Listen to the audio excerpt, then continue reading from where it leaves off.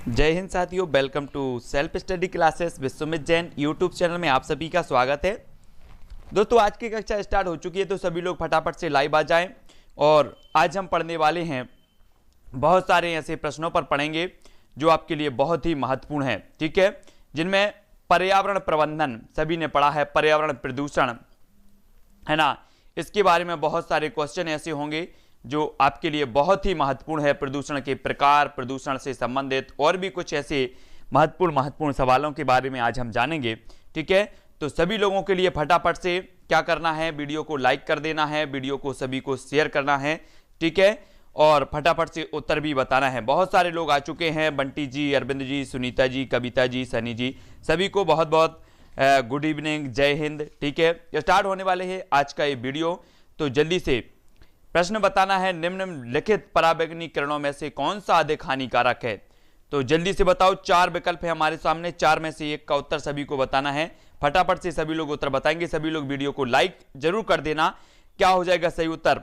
निम्नलिखित में से पराबैंगनी किरणों से, आपको पता होगा सूर्य से पराबैंगनी किरणें आती हैं और ओजोन परत जो है, जिसे पृथ्वी का सुरक्षा कवच कहा जाता है, वो पराबैंगनी किरणों को रोकती है ना, जिससे हानिकारक जो किरणें हैं वो पृथ्वी पर नहीं आ पाती हैं, ठीक है। तो बहुत बढ़िया। प्रश्न क्रमांक जो 1 है, इसका जो आंसर हो जाएगा वो होगा सी यानी कि यूवी सी, है ना, ये चीज हो जाएगी। यानी कि जो है सूर्य से आने वाली पराबैंगनी किरणें हानिकारक होती हैं। सूर्य की पराबैंगनी किरणों को सामान्यतः उनके तरंग दैर्ध्य के आधार पर 3 वर्गों में बांटा गया है। ये देखो, ए, यूवी बी, यूवी सी, इन किरणों में मतलब अल्ट्रावायलेट, है ना, यूवी सी सबसे अधिक हानिकारक होती है। लेकिन ये किरणें पृथ्वी के धरातल तक नहीं पहुंच पाती, क्योंकि इनका अवशोषण ओजोन परत द्वारा हो जाता है। यूवी ए, यूवी बी जो है किरणों का त्वचा पर हानिकारक प्रभाव पड़ता है। यूवी बी से जीवधारियों में निम्नलिखित प्रभाव पड़ते हैं: जीन परिवर्तन, त्वचा कैंसर, पौधों की वृद्धि में रुकावट, मोतियाबिंद, प्रतिरक्षा तंत्र का कम होना और सरणबन आदि। इतने हैं, तो हमारा उत्तर होगा सी, है ना। अब सभी लोगों को बताना है प्रश्न क्रमांक 2 का उत्तर। आर्सेनिक द्वारा जल प्रदूषण सर्वाधिक है उत्तर प्रदेश में, बिहार में, मध्य प्रदेश या फिर पश्चिम बंगाल में। तो कहां पर है, जल्दी से उत्तर बताना है। और जो भी साथी हमारे पर्यावरण वाले हैं, वो पर्यावरण की प्लेलिस्ट एक बार देख लें। चैनल पर जाके आपको पर्यावरण की प्लेलिस्ट देखना है। ऐसे कई महत्वपूर्ण वीडियो, लगभग 50 से 60 वीडियो आपके वर्ग 3 की अपलोड हो चुके हैं। 60 वीडियो आपके पर्यावरण के जो आपके लिए बहुत महत्वपूर्ण है, तो प्लेलिस्ट में जाकर सभी लोग देखेंगे। और आज का जो विकल्प नंबर, प्रश्न क्रमांक 2 का उत्तर होगा वो होगा पश्चिम बंगाल, यानी विकल्प नंबर डी। भारत के गंगा ब्रह्मपुत्र के मैदानी इलाकों तथा बांग्लादेश के पद्मा मेघना के मैदानी इलाकों में भूमिगत जल आर्सेनिक प्रदूषण से अत्यधिक ग्रस्त है। भारत के 7 राज्यों पश्चिम बंगाल, झारखंड, बिहार, उत्तर प्रदेश, असम, मणिपुर तथा छत्तीसगढ़ का राजनांदगांव भी भूमिगत जल आर्सेनिक प्रदूषण से प्रभावित है। इनमें पश्चिम बंगाल सर्वाधिक प्रभावित है। सभी को याद रख लेना है। भारत में सर्वप्रथम 1983 में पश्चिम बंगाल में ही आर्सेनिक के द्वारा जल प्रदूषण का मामला सामने आया था। जल में आर्सेनिक की अधिकता से ब्लैक फुट नामक बीमारी होती है। अगर आपसे पूछा जाएगा कि जल में आर्सेनिक की अधिकता से कौन सी बीमारी होती है, तब आपका उत्तर होगा ब्लैक फुट बीमारी। तब हमारा प्रश्न क्रमांक 3 है, वो क्या है? सभी लोग उत्तर बताएंगे।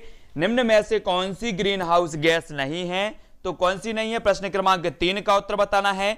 जो भी साथी नए हैं, मैं उनसे कहना चाहता हूं कि चैनल पर जाके पर्यावरण की पूरी प्लेलिस्ट देखें। कम से कम 60 प्रश्न आपके जो हैं उपलब्ध हैं, तो वो जरूर देखना है सभी लोगों को। निम्न में से कौन सी ग्रीन हाउस गैस नहीं है? तब आपका उत्तर होगा, क्या होगा? प्रश्न क्रमांक 3 का उत्तर बताना है नाइट्रस ऑक्साइड, मीथेन, हीलियम या फिर कार्बन डाइऑक्साइड। तो कौन सी ग्रीन हाउस गैस नहीं है? जो उत्तर हो जाएगा वो क्या होगा? जल्दी से फटाफट से उत्तर बताना है। सभी लोग जो उत्तर बता रहे हैं, अधिकांश लोग डी बता रहे हैं, कुछ लोग उत्तर बता रहे हैं बी और कुछ लोग बता रहे हैं सी। तब आपका जो प्रश्न होगा वो क्या होगा? जल्दी से उत्तर सभी लोग बताएंगे। प्रश्न क्रमांक 3 का उत्तर तो इसका उत्तर हो जाएगा दोस्तों हीलियम। सभी ने बताया हीलियम, बहुत बढ़िया, हीलियम इसका सही हो जाएगा। ठीक है, एक ग्रीन हाउस गैस नहीं है ना, हीलियम यानी सी इसका सही होगा। अगला क्वेश्चन देखो, ग्रीन हाउस गैसें देखो ग्रह के वातावरण या जलवायु में परिवर्तन और अंततः भूमंडलीकरण, ऊष्मीकरण के लिए उत्तरदायी होती हैं। इनमें से सबसे ज्यादा उत्सर्जन carbon dioxide, nitrous oxide, methane, chlorofluorocarbon, जलवाष्प, ओजोन आदि करती हैं। इन गैसों का उत्सर्जन आम प्रयोग के उपकरणों, वातानुकूलित फ्रिज, कंप्यूटर, स्कूटर, कार आदि से होता है ना। देखो ग्रीन हाउस गैसें कौन कौन सी हैं। सबसे पहले तो carbon dioxide, methane, nitrogen oxide, hydrochlorofluorocarbon है ना, और परफ्लोरोकार्बन और सल्फर हेक्साफ्लोराइड, ये सब क्या हैं, ये ग्रीन हाउस गैसें हैं। इनको याद रख लेना, क्वेश्चन इस प्रकार से पूछा जाता है। क्वेश्चन का प्रारूप भी आपने देख लिया है। तब ध्वनि प्रदूषण का मापन किस इकाई द्वारा किया जाता है? प्रश्न क्रमांक 4 का उत्तर सभी लोगों को बताना है। ध्वनि प्रदूषण का जो मापन किया जाता है वो किस इकाई द्वारा किया जाता है? 4 का उत्तर सभी बताएंगे, जूल, न्यूटन, डेसिबल या नैनो इकाई। 4 का उत्तर बताएंगे। और जो लोग भी नहीं देख पाए हैं अभी तक पर्यावरण के सारे वीडियो, वो जरूर देखना है। सभी लोगों को प्ले लिस्ट में जाके पूरा का पूरा प्ले लिस्ट आपको बना के दिया है। प्रश्न क्रमांक 4 का उत्तर हो जाएगा डेसिबल, जो कि सभी को पता है। ठीक है, बहुत बढ़िया। ध्वनि प्रदूषण का मापन डेसिबल इकाई द्वारा किया जाता है। ठीक है, 80 डेसिबल या फिर डीबी या इससे अधिक का शोर श्रवण शक्ति को स्थायी हानि पहुंचाने में सक्षम है। सामान्य श्रवण शक्ति वालों के लिए 25-30 डेसिबल ध्वनि पर्याप्त होती है। ठीक है, और 5 डेसिबल की ध्वनि अत्यंत मंद, 75 डीबी साधारण तेज, 95 डीबी अत्यंत तेज और 120 डीबी से अधिक की ध्वनि तीव्र कष्टकारक होती है। ये चीज भी याद रखनी है। अगला क्वेश्चन देखो डेसिबल के बारे में। ध्वनि की प्रबलता या शोर की इकाई क्या है? डेसिबल। ठीक है, सभी को याद रख लेना है, बहुत बढ़िया। अगला क्वेश्चन है अंतरराष्ट्रीय ओजोन दिवस कब मनाया जाता है? सभी लोग बताएंगे ओजोन दिवस कब मनाया जाता है। और ओजोन मंडल को कौन सा एक अन्य मंडल के नाम से जाना जाता है वो सभी लोग बताएंगे, है ना। ओजोन मंडल जो है इसे समताप मंडल के नाम से भी जाना जाता है। किसे? समताप मंडल के नाम से ओजोन मंडल को जाना जाता है। और अंतरराष्ट्रीय ओजोन दिवस कब मनाया जाता है? तब सभी लोगों ने उत्तर बताया है 16 सितंबर, यानी कि जो विकल्प नंबर ए है वो इसका सही हो जाएगा। ठीक है, बहुत बढ़िया आंसर। ओजोन दिवस मनाया जाता है 16 सितंबर को, ए नंबर इसका सही हो जाएगा, है ना। 16 सितंबर को ओजोन परत के संरक्षण हेतु जागरूकता के लिए मनाया जाता है। यूएनओ ने 19 दिसंबर 1994 को 16 सितंबर को इंटरनेशनल डे फॉर जो है इसके बारे में हमें बताना है। तो क्या हो गया? ओजोन दिवस के बारे में 2016 की इसकी थीम क्या थी? Ozone and climate restored by a world united. तो आपको याद क्या रखना है कि 16 सितंबर को ओजोन दिवस मनाया जाता है। ठीक है, याद रख लेना। कुछ लोग अभी गलत बता रहे थे।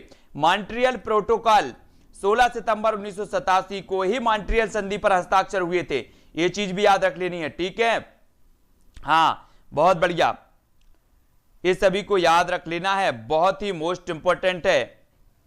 और 1 अगस्त 2008 को सीएफसी के उत्पादन पर रोक लगा दी है, सीएफसी। नेक्स्ट है निम्नलिखित ईंधनों में से कौन सा न्यूनतम पर्यावरणीय प्रदूषण उत्पन्न करता है? न्यूनतम बताना है, डीजल, हाइड्रोजन, पेट्रोलियम या कोयला। तब सभी लोग उत्तर बताएंगे, फटाफट से बताना। प्रश्न क्रमांक 6 का उत्तर, निम्न ईंधनों में से कौन सा न्यूनतम पर्यावरणीय प्रदूषण उत्पन्न करता है? तब सभी लोगों ने जो उत्तर बताया है वो क्या बताया है? अधिकांश लोगों ने उत्तर बताया हाइड्रोजन। बहुत बढ़िया, सभी लोगों ने बिल्कुल सही बताया है, हाइड्रोजन इसका सही हो जाएगा। देखो, हल्का होने के कारण गुब्बारों और वायु पोतों में हाइड्रोजन प्रयुक्त होता है, यह भी याद रख लेना। ठीक है, अब इसका स्थान हीलियम ले रहा है। अगला क्वेश्चन देखो, अगला क्वेश्चन क्या है? अगला है निम्न में से किस गैस के कारण भोपाल गैस त्रासदी हुई थी? प्रश्न क्रमांक 7 का उत्तर बताओ। एमपी से संबंधित है तो फटाफट से सभी को उत्तर बताना है। किस गैस के कारण भोपाल गैस त्रासदी हुई थी? Chlorofluorocarbon, carbon dioxide, nitrous oxide या मिथाइल आइसोसाइनेट, तब सभी का उत्तर क्या आ रहा है, सभी को उत्तर बताना है। तो बहुत बढ़िया आंसर, मिथाइल आइसोसाइनेट के कारण हुई थी भोपाल गैस त्रासदी, है ना। और ये कब हुई थी, 3 दिसंबर 1984 को। ये चीज आपको याद रखनी है, 3 दिसंबर 1984 को मिथाइल आइसोसाइनेट गैस के रिसने से जो है ये हुई थी, है ना। भोपाल गैस त्रासदी के नाम से इसे जाना जाता है। और भोपाल स्थित यूनियन कार्बाइड, है ना, कंपनी के कारखाने से ये जो है जहरीली गैस रिसाव हुआ था इसका, है ना। ये चीज याद रखनी है। बहुत बढ़िया। अगला देखो, भोपाल गैस के बारे में सभी को जानना है। 2-3 दिसंबर इसका माना जाता है 1984 की रात में, है ना। कंपनी भोपाल स्थित यूनियन कार्बाइड कारखाना था। घटना 40 टन जहरीली गैस का रिसाव, जिसके कारण वातावरण में जहरीली गैस फैल गई। कारण टैंक नंबर 610 में जहरीली मिथाइल आइसोसाइनेट मिक जो है गैस पानी में घुल गई, CH3NCO। इससे हुई रासायनिक क्रिया के कारण जो है टैंक में दबाव पैदा हुआ और टैंक खुल गया। तो ये चीज भोपाल गैस के बारे में आप सभी को पता करना है, क्योंकि ये पर्यावरण से संबंधित है, तो आपको याद रखना है, ठीक है। अगला क्वेश्चन है, ग्रीन मफलर संबंधित है तो किससे संबंधित है। प्रश्न क्रमांक 8 का उत्तर सभी को बताना है। जल्दी से सभी लोग बताएंगे। सुषमा जी, आशीष जी, फटाफट से, गिरीश जी, मोना जी, सभी को उत्तर बताना है। ग्रीन मफलर संबंधित है मृदा प्रदूषण से, वायु प्रदूषण से, ध्वनि प्रदूषण या फिर जल प्रदूषण से। 8 का उत्तर सभी लोग बताएंगे। उत्तर क्या हो जाएगा। और पर्यावरण वालों, प्लेलिस्ट में जाके जरूर देख लेना, पर्यावरण के 60 वीडियो अपलोड कर दिए हैं मैंने पर्यावरण से संबंधित। और जो मोस्ट इंपॉर्टेंट है, तो ग्रीन मफलर संबंधित है, किससे संबंधित है, ध्वनि प्रदूषण। बहुत बढ़िया आंसर, ध्वनि प्रदूषण। ग्रीन मफलर अधिक आबादी वाले या ध्वनि प्रदूषण वाले क्षेत्र जैसे सड़कों के किनारे, औद्योगिक क्षेत्रों और राजमार्गों के आसपास जो है रिहायशी इलाकों में 4-6 पंक्तियों में वृक्षारोपण कर ध्वनि प्रदूषण को कम करने के लिए एक तकनीक है, ठीक है। इसके बारे में याद रखना है। भूमंडलीकरण तापन का कारण है तो क्या है। प्रश्न क्रमांक 9 का उत्तर बताना है। भूमंडलीकरण तापन का कारण क्या है। प्रश्न क्रमांक 9 का उत्तर बताना है। फर्स्ट है हिमनदों में वृद्धि, कार्बन डाइऑक्साइड में वृद्धि, कार्बन डाइऑक्साइड में कमी या फिर वनों में वृद्धि। तो भूमंडलीकरण तापन का कारण क्या हो जाएगा। प्रश्न क्रमांक 9 का उत्तर बताना है। भूमंडलीकरण तापन का कारण क्या है। 4 विकल्प है हमारे सामने, हिमनदों में वृद्धि, कार्बन डाइऑक्साइड में वृद्धि, कार्बन डाइऑक्साइड में कमी या फिर वनों में वृद्धि। तब आपका उत्तर क्या हो जाएगा, सभी को उत्तर बताना है। प्रश्न क्रमांक 9 का भूमंडलीकरण तापन का जो कारण है वो है बी, कार्बन डाइऑक्साइड में वृद्धि, ठीक है। बहुत बढ़िया आंसर। भूमंडलीकरण तापन का जो मुख्य कारण माना जाता है वो कार्बन डाइऑक्साइड की वृद्धि है, ठीक है। बहुत बढ़िया आंसर। गंगा एक्शन प्लान को लाने का उद्देश्य निम्न में से किस सुधार हेतु है। उत्तर बताना है। गंगा एक्शन प्लान को लाने का उद्देश्य निम्न में से किस सुधार हेतु है। जल की गुणवत्ता, जल का वेग, जल की प्रचुरता या जल के तापमान। 10 का उत्तर सभी को बताना है। जल्दी जल्दी से बताओ। प्रश्न क्रमांक 10 का उत्तर क्या हो जाएगा। तब सभी लोगों ने बताया है जल की गुणवत्ता के सुधार हेतु गंगा एक्शन प्लान का जो है मुख्य उद्देश्य माना जाता है। ए नंबर का जो है वो इसका सही हो जाएगा, ठीक है। 10 का ए। बहुत बढ़िया। गंगा एक्शन प्लान को लाने का उद्देश्य जल की गुणवत्ता का सुधार है। अगला क्वेश्चन, गैसीय अपशिष्ट क्या है। सब्जी एवं फलों के छिलके, घरों की नालियों का गंदा पानी, खेत खलिहानों से निकलने वाला कचरा या लकड़ी कोयला से जलने वाला धुआं। तो गैसीय अपशिष्ट हमें बताना है। प्रश्न क्रमांक 11 का उत्तर सभी को बताना है। जल्दी जल्दी बताओ। 11 गैसीय अपशिष्ट है तो क्या है। फटाफट से उत्तर बताना है सभी लोग। प्रश्न क्रमांक 11 का जो आपका आंसर हो जाएगा वो क्या हो जाएगा। गैसीय अपशिष्ट का कारण होता है लकड़ी, कोयला से जलने वाला धुआं, यानी विकल्प नंबर जो डी है वो इसका सही हो जाएगा, ठीक है। डी नंबर का अधिकांश लोगों ने भी सही बताया है। वे पदार्थ होते हैं जो किसी अन्य पदार्थ के अपशिष्ट होते हैं। बहुत बढ़िया। अगला क्वेश्चन देखेंगे।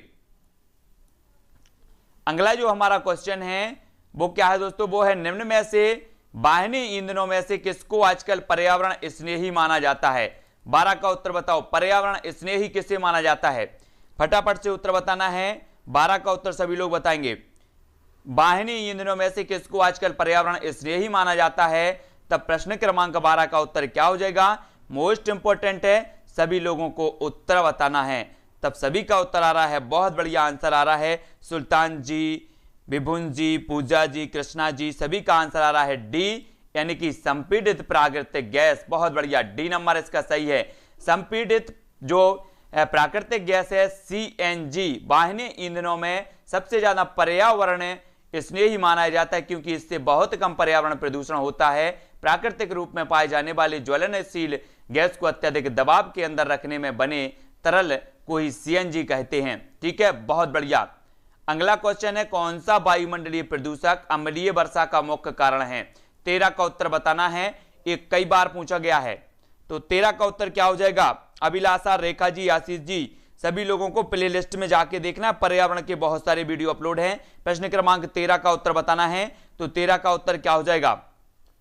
13 का उत्तर बताना है सभी ने। बहुत बढ़िया आंसर, SO2, ये जो है वायुमंडल में प्रदूषक अम्लीय वर्षा का मुख्य कारण माना जाता है। विकल्प नंबर ए जो है वो इसका सही हो जाएगा, बिल्कुल सही आंसर। अगला क्वेश्चन है, ग्रीन हाउस गैस नहीं है तो कौन सी नहीं है? 14 का उत्तर बताओ, ग्रीन हाउस गैस कौन सी नहीं है?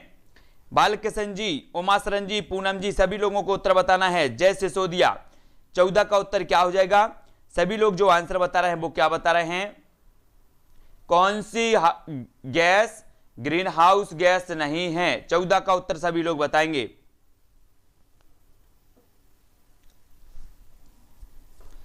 तब सभी लोगों ने उत्तर बताया है क्या? बहुत बढ़िया, सी नंबर इसका सही हो जाएगा। CO, नकुल जी, बहुत बढ़िया, CO इसका सही होगा। एक ग्रीन हाउस गैस नहीं है, CO2 है, N2O है, CH4 भी है, लेकिन CO नहीं है। ग्रीन हाउस गैस बे गैस है। देखो यहां पर कंफ्यूजन हो जाता है ना, तो यहां पर इस प्रकार के क्वेश्चन अनेकों लोग गलत करके आते हैं। ग्रीन हाउस गैस वे गैसें होती हैं जो पृथ्वी के ऊष्मीय तापमान को बढ़ाने में सहायक होती हैं।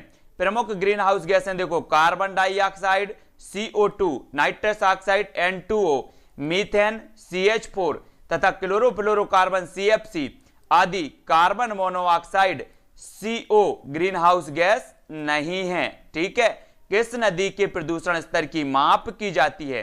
किसी नदी के प्रदूषण स्तर की माप की जाती है ATP द्वारा, BOD, STP या WPL? तब उत्तर बताना है। 15 का उत्तर क्या हो जाएगा? सभी लोगों को बताना है किसके द्वारा जो है नदी के प्रदूषण स्तर की माप होती है? तब सभी लोगों ने बिल्कुल आंसर बताया है BOD, यानी विकल्प नंबर जो सी है वो इसका आंसर सही हो जाएगा। बहुत बढ़िया, BOD से किसी नदी में जल के प्रदूषण स्तर को मापा जाता है। बहुत बढ़िया आंसर, सी नंबर इसका सही हो जाएगा। अगला क्वेश्चन, कौन सी गैस एक ग्रीन हाउस गैस है? सल्फर डाइऑक्साइड, ऑक्सीजन, आर्गन या फिर मीथेन? यहां से क्वेश्चन आपका पूछा जाएगा 100%। कौन सी गैस ग्रीन हाउस गैस है?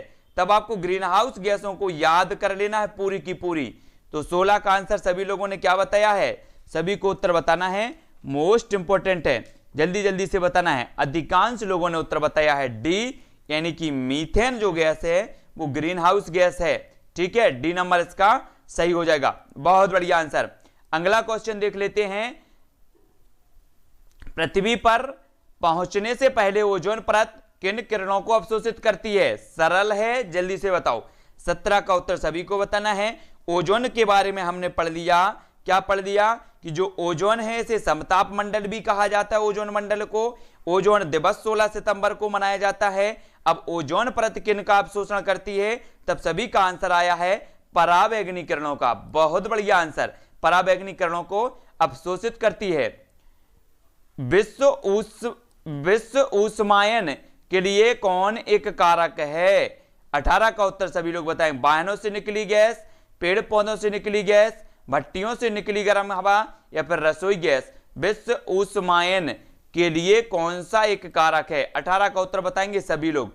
उत्तर क्या हो जाएगा? प्रश्न क्रमांक 18 का उत्तर बताना है और 18 का जो आंसर आपका होगा वो क्या होगा? वाहनों से निकली गैस, यानी कि विकल्प नंबर जो 1 है वो इसका सही हो जाएगा। ए नंबर का, ये विश्व ऊष्मायन का जो है प्रमुख कारण माना जाता है। बहुत बढ़िया आंसर पुष्पेंद्र जी, है ना, शीतला जी, मोना जी, सभी का आंसर बिल्कुल सही आ रहा है। अगला क्वेश्चन है वायु प्रदूषण को कम किया जा सकता है वृक्षों द्वारा, जंतुओं द्वारा, मछलियों द्वारा या सूर्य के प्रकाश द्वारा। तब सभी का आंसर क्या आ जाएगा, जल्दी से उत्तर बताओ। सभी को पता भी है और उत्तर भी सही आ रहा है कि वायु प्रदूषण को जो है किसके द्वारा कम किया जा सकता है, वृक्षों द्वारा, यानी विकल्प नंबर जो ए है वो इसका सही हो जाएगा। ठीक है, बहुत बढ़िया आंसर, ए नंबर। नेक्स्ट है कार्बन डाइऑक्साइड गैस के उत्सर्जन से वायु प्रदूषण में वृद्धि होती है, इस वृद्धि को वनीकरण वृक्षारोपण से रोका जा सकता है। बहुत बढ़िया आंसर। 20 नंबर का उत्तर सभी को बताना है, जल्दी से बताना है। अनुराग जी, प्रीति जी, आर्या जी, केशव जी, रूप कुमार जी, सभी लोगों को बताना है। तो प्रश्न क्रमांक 20 का क्या होगा, आयन मंडल, क्षोभ मंडल, ओजोन स्तर या चुंबक मंडल। तब आपका उत्तर बताना है। प्रश्न क्रमांक 20 का जो आपका आंसर हो जाएगा वो क्या होगा, वो होगा कि सूर्य से हानिकारक पृथ्वी पर स्तर आने से सुरक्षित है।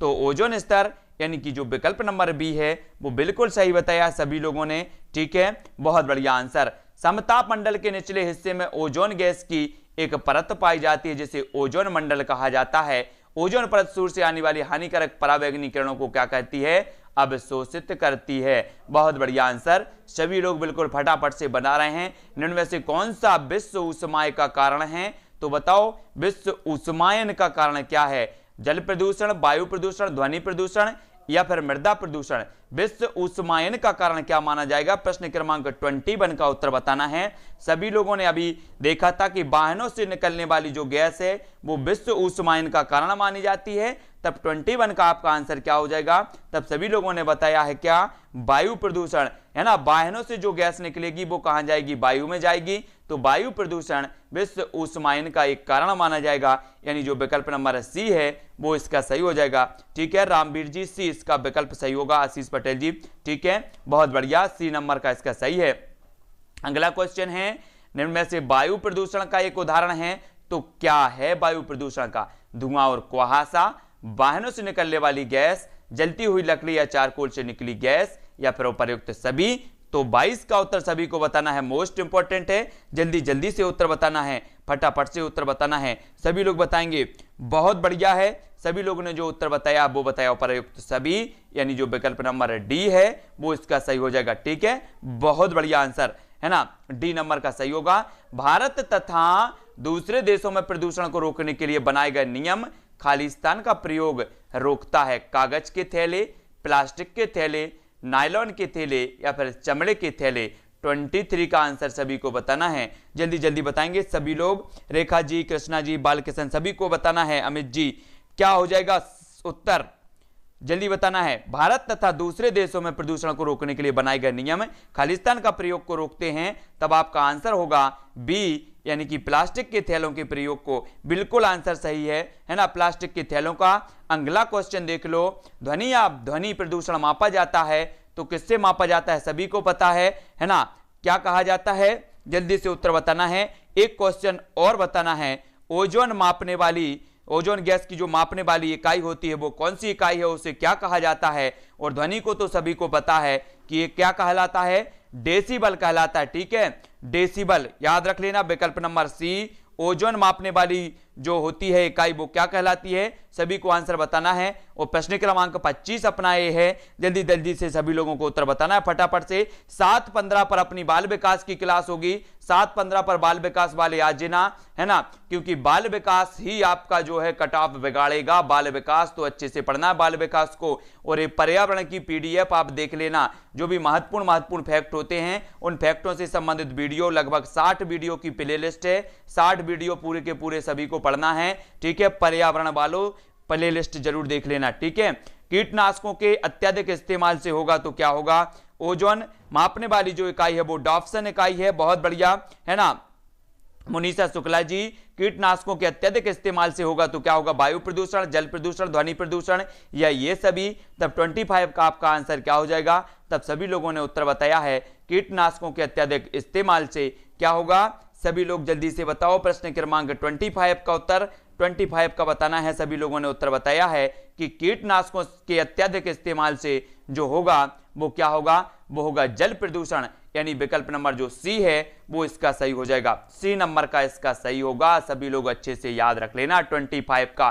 कीटनाशकों का प्रयोग करते ना हम फसल असल में, ठीक है, तो जल प्रदूषण इससे ज्यादा होता है कीटनाशकों के अत्यधिक इस्तेमाल से। ठीक है, हाँ, याद रख लेना है, कीटनाशकों के अत्यधिक इस्तेमाल से जल प्रदूषण में वृद्धि हो रही है। खेतों में कीटनाशकों का अधिक छिड़काव करने पर कीटनाशक वर्षा जल के साथ घुलकर नदी जल तंत्र में पहुंच जाते हैं। सभी को याद रख लेना है। कक्षा 5वीं के विद्यार्थियों को पर्यावरणीय चिंताओं के बारे में पढ़ाते समय प्रीति प्रदूषण पर अधिक बल देना चाहती है। वांछित उद्देश्य को प्राप्त करने के लिए नीचे दिए गए क्रियाकलाप में से कौन सा सर्वाधिक प्रभावी हो सकता है?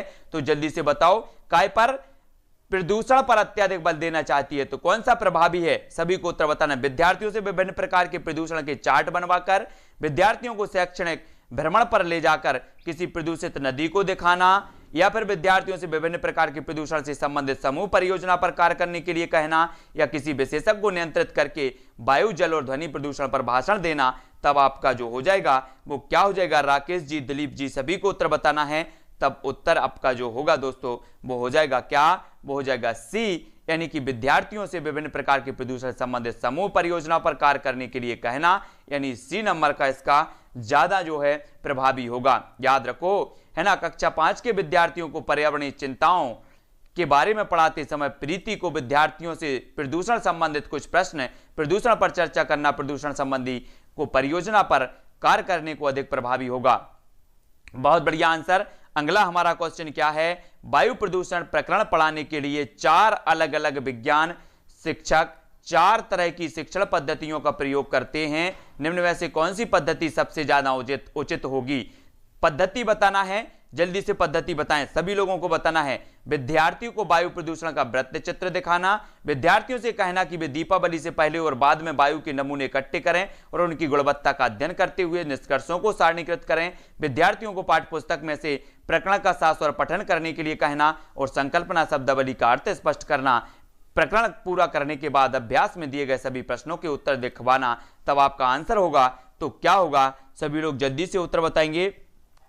तब सभी लोगों ने उत्तर बताया है क्या? विकल्प नंबर बी, यानी कि विद्यार्थियों से कहना कि वे दीपावली से पहले और बाद में वायु के नमूने इकट्ठे करें और उनकी गुणवत्ता का अध्ययन करते हुए निष्कर्षों को सारणीकृत पहुंचे, यानी कि जो बी नंबर है वो इसका सही हो जाएगा। ठीक है, क्या पूछा गया था? वायु प्रदूषण प्रकरण पढ़ाने के 4 अलग अलग विज्ञान शिक्षक 4 तरह की शिक्षण पद्धतियों का प्रयोग करते हैं। ठीक है, तब बी नंबर का जो है सबसे ज्यादा उचित है, तो बी नंबर इसका सही हो जाएगा। ठीक है, बहुत बढ़िया आंसर। अधिकांश लोगों ने सही उत्तर बताए हैं। फटाफट से जल्दी पढ़ना है, 7:15 पर अपनी क्लास हो जाएगी, है ना।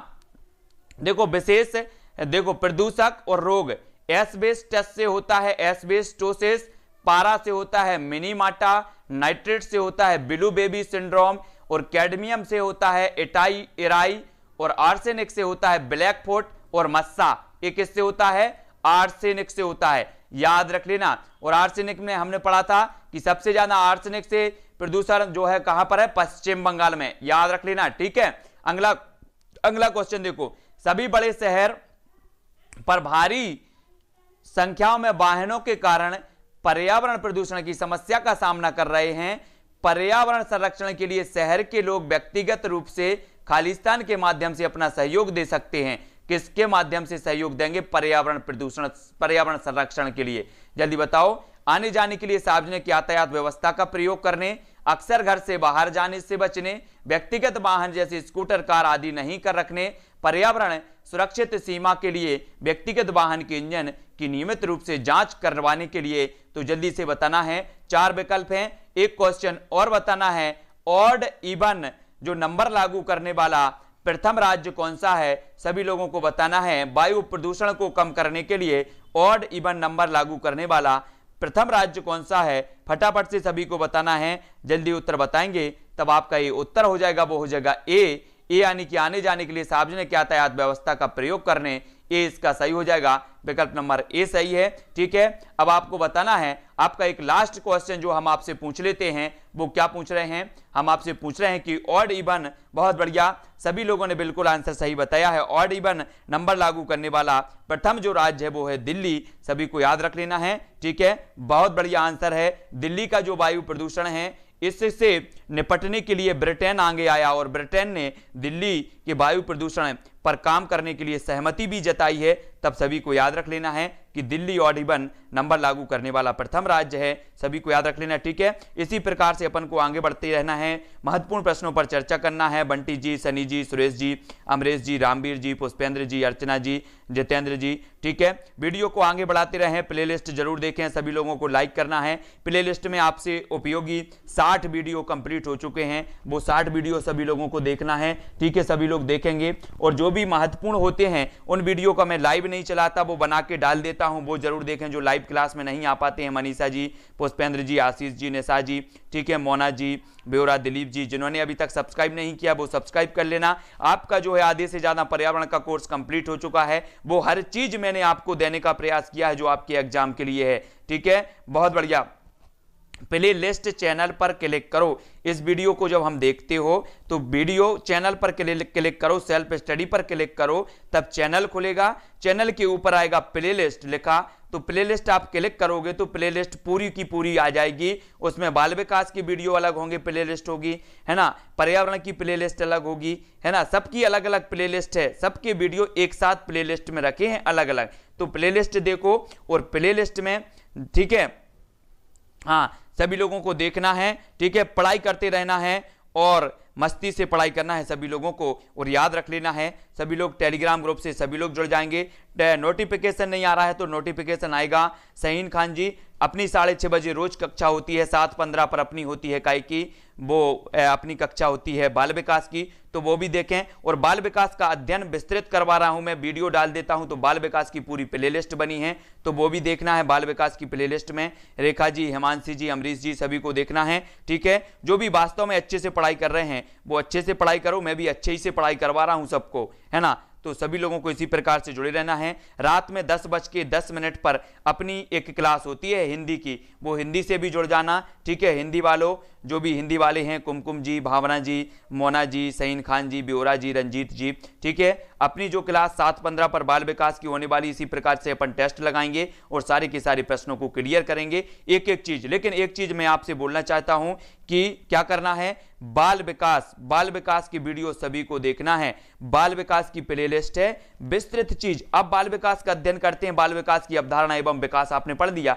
इसके बारे में आपने पढ़ लिया, लेकिन उसकी बाल विकास की अवधारणा एवं विकास के केवल 5 पार्ट बने, 5 वीडियो बने हैं, एक पॉइंट के 5 वीडियो बने हैं। और अब आपका दूसरा पॉइंट जो है स्टार्ट होने वाला है। तो जो मेन पॉइंट हैं जो आपकी परीक्षा में आते हैं उनको आपको पकड़ना है, उनको जो है याद करना है, वो चीज आपको देखना है। सभी लोगों को वीडियो को लाइक कर देना है शाम को 6:30 बजे। और प्लेलिस्ट सभी लोग देखें यार, प्लेलिस्ट नहीं देखते आप लोग, प्लेलिस्ट में सारे के सारे वीडियो हैं, वो सारी की सारी चीजें देखो। आपके रेगुलर एक के बाद एक आपकी पूरा कोर्स करवाया गया है ना। कहर लोधी जी, संस्कृत की भी क्लासें होंगी, संस्कृत के वीडियो मैं बना के डालता रहूंगा, ठीक है। संस्कृत की भी प्लेलिस्ट है, प्रत्यय का वीडियो भी मैंने डाला है, भावना पांडे जी, पुष्पेंद्र जी, ठीक है। सभी को जुड़ना है। मैं जबलपुर से हूं, भावना जी, कहर जी, दिलीप जी, सभी लोगों को, ठीक है। सभी को धन्यवाद। 7:15 पर होने वाली है बाल विकास की क्लास। तो आज की वीडियो के लिए बस इतना ही। पर्यावरण के लिए नेक्स्ट क्लास इसी वक्त होगी। टेलीग्राम ग्रुप से सभी को जुड़ना है। जय हिंद।